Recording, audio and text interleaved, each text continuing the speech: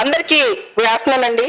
Sajjan Samaj international ఎవరైతే ఉన్నారో ఆ మెంబర్స్ కి, అక్కడ వచ్చిన యూత్ అందరికీ కూడా గుడ్ ఆఫ్టర్నూన్. సజ్జన్ సమాజ్ మనందరూ తెలుసు, టు ప్రిపేర్ గుడ్ సిటిజన్. భారతదేశంలో ఇప్పుడు కావాల్సింది కూడా మంచి పౌరులు, మంచి లీడర్స్. నేను కూడా వాళ్ళని తయారు చేసే పనిలోనే ఉన్నాను. ముఖ్యంగా మనకు తెలుసు, ఇండియా ఇప్పటికి కూడా డెవలపింగ్ కంట్రీ లానే ఉంది. నా కోరిక ఏంటంటే ఇండియాని డెవలప్డ్ కంట్రీ చేయాలని చెప్పి. అయితే దీనికి ప్రధానమైన మార్గం గుడ్ సిటిజన్, అంటే సజ్జన్ సమాజం అన్నమాట. దానికోసం అందరం కూడా కృషి చేయాలి. మనం చూస్తే కనుక సమాజంలో బయటకు వెళ్తే చాలా ప్రాబ్లమ్స్ కనిపిస్తాయి. ఒకటి, రోడ్డు మీద చైల్డ్ లేబర్ కావచ్చు, ఎందుకు ఇలా జరిగింది అనుకుంటాం. కానీ దాన్ని ఎవరు సాల్వ్ చేయాలి, చేయాల్సింది ఎవరు, ఎవరి చేతిలో ఆ పవర్ ఉంది? కేవలం ఐఏఎస్లు, ఐపీఎస్లైనా లేదా పొలిటీషియన్స్ అయినా అంటే కాదు. సమాజాన్ని మార్చాల్సిన బాధ్యత మనందరిది, ముఖ్యంగా యువతది, మీలాంటి వాళ్ళందరిది కూడా. చేస్తారా, మారుస్తారా? మరి ఎంతమంది సమాజాన్ని మార్చడానికి ముందుంటారు చెప్పండి. మీ అందరికీ నా స్టోరీ చెప్పాలి. నేను కంప్లీట్ వీల్ చైర్, 90% డిజబిలిటీ అయినా కానీ రోజుకి 15 గంటలు పనిచేస్తాను. లాస్ట్ 20 yearsలో బ్యాక్ టు బ్యాక్ 2 days కూడా నేను బ్రేక్ తీసుకోలేదు. ఒక్క 2 days కూడా బ్రేక్ తీసుకోకుండా వర్క్ చేస్తున్నాను. అండ్ ఇప్పుడు కూడా ట్రావెలింగ్లోనే ఉన్నాను. I travelled and travelling through the length and breadth of Telugu state. 2 Telugu రాష్ట్రాలు. నా కోరిక ఏంటి తెలుసా? నా చివరి క్షణం వరకు, లాస్ట్ మినిట్ వరకు ఎంతమంది యూత్ని వీలైతే అంతమంది ఇన్స్పైర్ చేయటం, ఎంతమంది యూత్ని వీలైతే అంతమంది మోటివేట్ చేయటం, ఎంతమంది యూత్ని వీలైతే అంతమంది ముందుకు నడిపించడం అనమాట. నాకు తెలుసు, అంటే ఇప్పటి వరకు కూడా నేను సివిల్స్కి ట్రైనింగ్ ఇస్తున్నాను కూడా. చాలా మంది ఐఏఎస్, ఐపీఎస్ ఆఫీసర్కి ట్రైనింగ్ చేశాను. కానీ కేవలం ఐఏఎస్, ఐపీఎస్ ఆఫీసర్స్ మారితే భారతదేశం మారదు. చాలా మంది యూత్ మారాలి, మనలాంటి వాళ్ళందరూ మారాలన్నమాట. ముఖ్యంగా మనం జనరల్ గా ఏం ఆలోచిస్తామంటే, డిగ్రీ చదివామా, ఒక జాబ్ చేసామా, ఆ జాబ్ లో సెటిల్ అయ్యామా, మన పిల్లల్ని చూసుకున్నామా, మనం ఏజ్ అయిపోయిందా, అంతవరకు ఆలోచిస్తాం. నేనంటాను, మన గురించి మనం 10% ఆలోచించుకుంటే మన చుట్టూ ఏం జరుగుతుంది అనే దాని మీద 90% ఆలోచించాలి. మన చుట్టూ ఏం జరుగుతుంది, దాన్ని ఎలా మార్చాలి, దాని మీద మనకి ఎక్కువ ధ్యాస ఉండాలన్నమాట. ఇక్కడ మనం చూస్తే కనుక ఒక మంచి సమాజం నిర్మించడం కోసం చాలా మంచి పనులు చేయాలి. మీకు ఒక చిన్న స్టోరీ చెప్తాను. ఇది నా ఫేవరెట్ స్టోరీ. నా స్టూడెంట్స్ కూడా చెప్తా, ఎవరైతే ఐఏఎస్, ఐపీఎస్ రాస్తున్నారో వాళ్ళందరికీ కథ చెప్తాను అనమాట. ఒక రామచిలుక ఉంటుంది. ఆ రామచిలుక రాముడు భక్తురాలు. రాముని చూడాలని ఆవిడ కోరిక అనమాట. ఆ చిలక కోరిక ఎప్పుడైనా రాముని చూడాలి అని చెప్పి. ఒకరోజు రాముడు వేటకెళ్తాడు. రామబాణం వచ్చి ఆ చిలక తగులుతుంది. అప్పుడు ఆ చిలక రాముని చూసి చాలా బాధపడుతుంది అనమాట. నన్ను ఎవరైనా హర్ట్ చేస్తే, నన్ను ఎవరైనా హామ్ చేస్తే, నన్ను ఎవరైనా గాయపరిస్తే నేను రాముని పూజిస్తాను, ఆ రాముడే వచ్చి నన్ను గాయపరిస్తే అలా అని చెప్పి.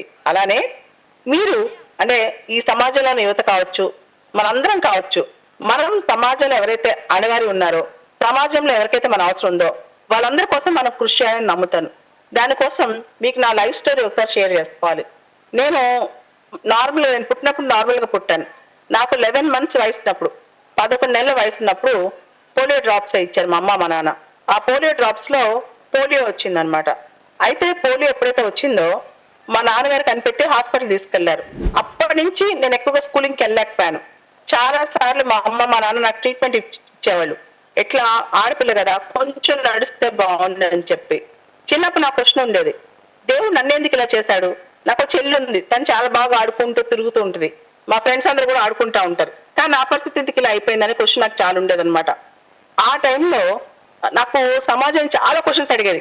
చాలా మంది అయితే, నువ్వు ఎలా అన్నం తింటావు, ఎలా బయటకు వెళ్తావు, ఎలా బాత్రూమ్కి వెళ్తావు, అలా ఆడటం మొదలెట్టారు.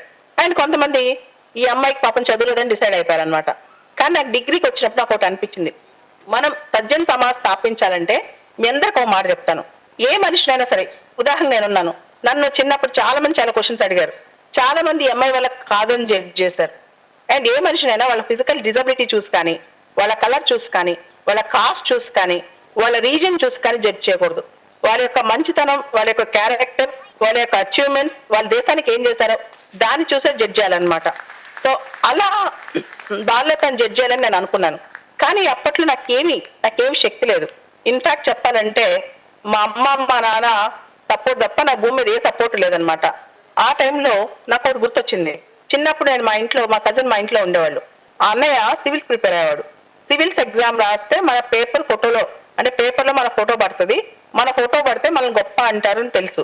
అప్పుడు నాకు ఒక ఐడియా వచ్చింది, నేను సివిల్స్ కొట్టాలి.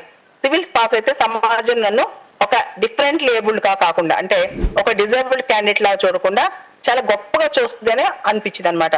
అప్పుడు ఒక కోచింగ్ సెంటర్కి వెళ్ళాను. మా అమ్మ మా నాన్న అడిగి ఒక ఐఏఎస్ కోచింగ్ సెంటర్కి వెళ్ళాను. ఆ కోచింగ్ సెంటర్ లో డైరెక్టర్ గారు కొన్ని క్వశ్చన్స్ అడిగారు. నువ్వు 7th క్లాస్ లో ఎన్ని మార్క్స్ వచ్చాయి, 10th క్లాస్ లో ఎన్ని మార్క్స్ వచ్చాయి, ఇంటర్మీడియట్ లో ఎన్ని మార్క్స్ వచ్చాయి, డిగ్రీలో ఎన్ని మార్క్స్ వచ్చాయి, ఇలా డైరెక్టర్ గారు క్వశ్చన్స్ అడిగారు.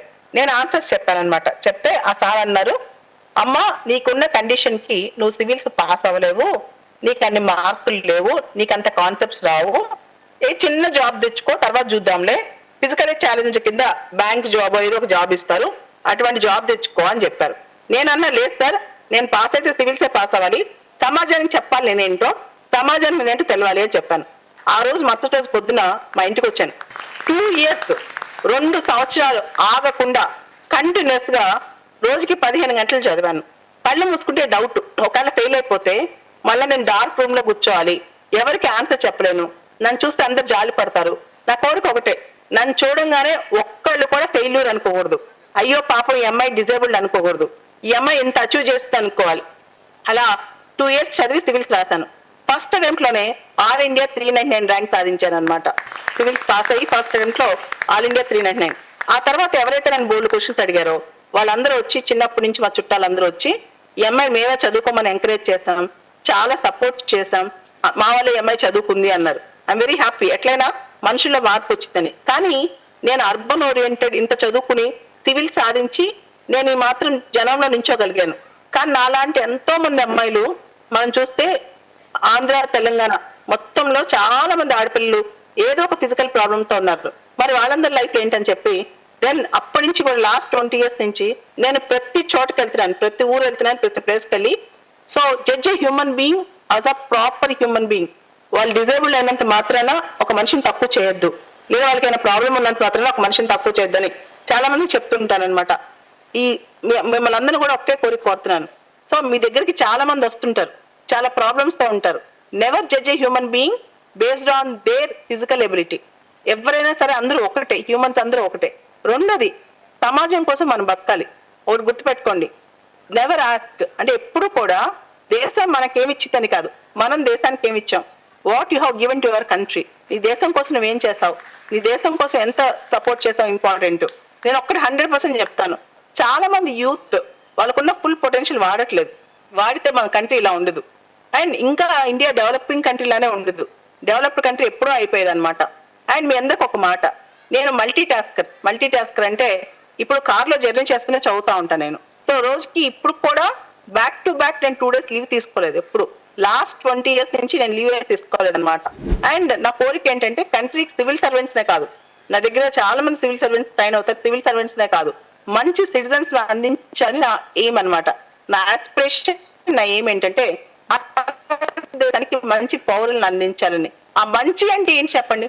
చాలా మంది మంచి పౌరులు అంటాం కదా, వాట్ ఈస్ గుడ్, అసలు గుడ్ అంటే ఏంటి, మంచి పౌరులు అంటే ఏంటి, ఆ సజ్జన సమాజ్ అంటే ఏంటి అంటే చూడండి, మనకి చిన్న ప్రాబ్లం నుంచి పెద్ద ప్రాబ్లం వరకు సొసైటీలో అనేక ప్రాబ్లమ్స్ ఉన్నాయి. అది కరప్షన్ కావచ్చు, లేదా చిన్న చిన్న అంశాలు ఉమెన్ ఇష్యూస్ కావచ్చు, డౌరీ హెరాస్మెంట్ కావచ్చు, ఒకటా రెండా.